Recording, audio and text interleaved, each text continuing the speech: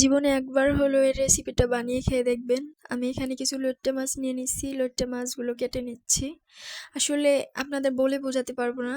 এই মানে রেসিপিটা এত বেশি মজাদার, এত বেশি সুস্বাদু ছিল তা বলার মতো না। একদম নতুন স্টাইলে রান্না করা, একদমই নিউ স্টাইলে এই রেসিপিটা। আপনারা বানিয়ে খেয়ে বুঝতে পারবেন যে কতটা মজা হয়। আমি এই পর্যায়ে কেটে ধুয়ে নিচ্ছি মাছগুলো। 3টে টমেটো, একটা গাজর কেটে নিচ্ছি।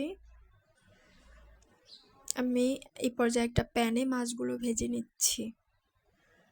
মাছগুলো একটু লাল লাল করে ভেজে নেবেন, একটু বেশি করে ভেজে নেবেন, কারণ লইট্টা মাছ যেহেতু নরম মাছ, সেহেতু যত বেশি ভাজবেন, একটু বেশি করে ভাজবেন, তত ভালো লাগবে, বেশি তরকারিটা বেশি মজা লাগবে। আমি এই পর্যায়ে পেঁয়াজ মরিচ ভেজে নিচ্ছি, গাজর দিয়ে দিচ্ছি। আমি গাজর পেঁয়াজ মরিচ একটু ভেজে নিচ্ছি ভালো করে, টেস্টটা বাড়ার জন্য। আমি এই পর্যায়ে স্বাদ মতো লবণ দিয়ে দিচ্ছি। আমি হলুদের গুঁড়া, মরিচের গুঁড়া দিব। আমি অন্যান্য মশলাগুলোও দিচ্ছি, বাট এগুলার ক্লিক নিতে ভুলে গেছিলাম। দেখেন, এই পর্যায়ে আমি অনেক সুন্দর করে ভেজে নিচ্ছি। যত বেশি ভাজা ভাজা করবেন তত মজা লাগবে। এই পর্যায়ে আমি টমেটো দিয়ে দিলাম। টমেটোটা দিয়ে আমি সুন্দর করে ভেজে নিব।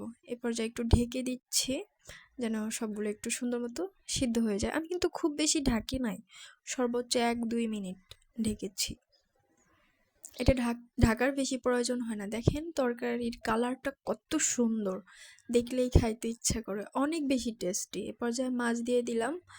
মাছ দিয়ে আমি একটু ঢেকে দিব 2-1 মিনিটের জন্য, কারণ মশলাটা মাছের মধ্যে যাওয়ার জন্য।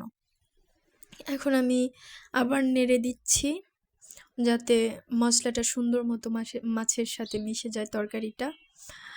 এত বেশি মজাদার এই রেসিপিটা, তা বলার মতো না। আপনারা বানিয়ে একবার খেয়ে দেখবেন, তাহলে দেখবেন বারবার বানিয়ে খাইতে ইচ্ছা করবে। অনেক বেশি মজাদার।